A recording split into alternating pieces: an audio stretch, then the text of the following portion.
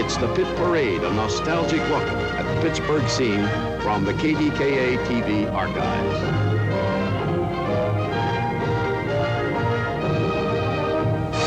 Oh, yes, I'm the great pretender. There was something in the air this week in 1955. B-29 bombers with Pittsburgh in their crosshairs, ready to aim and fire. Well, not really. I pretend too much. But that was what everyone was pretending. It was a test of the Ground Observer Corps. 11,000 men, women, and children were scanning the skies for a sneak attack. Flights of the imaginary foe were reported and plotted on maps and charts. We won this war with no lives lost. No lives lost, no property damaged in this freak accident. 1987 doesn't have a monopoly on train derailments. This one along East Ohio Street near Millvale in 1955 was a freight train, but luckily it was not carrying anything toxic. 3 cars jumped the tracks, fell onto a utility pole, but B&O had it cleaned up in short order. And what Pittsburgh landmark is being cleaned up today and also this week back in 1955? The State Office Building. The skeleton building down by Gateway Center was ready for its skin this week. Workers applied those government-issued blue panels. And if you stroll by the building now, you'll see that 32 years later, it's shedding the blues, getting a new skin again.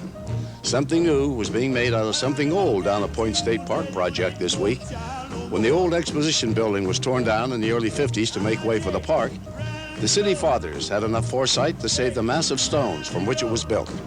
And this week in 1955, the big stones became smaller stones, the smaller stones became walkways down by the water.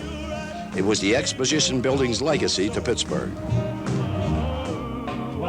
Esther Williams' legacy to movie making was being mimicked by these bathing beauties.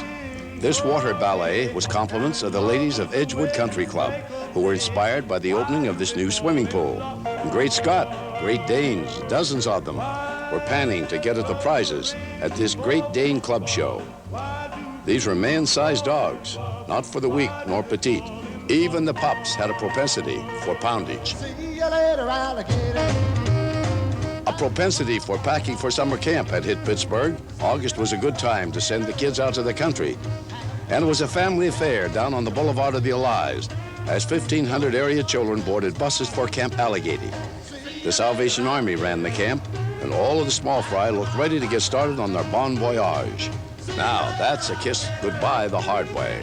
So long, that's all. Goodbye.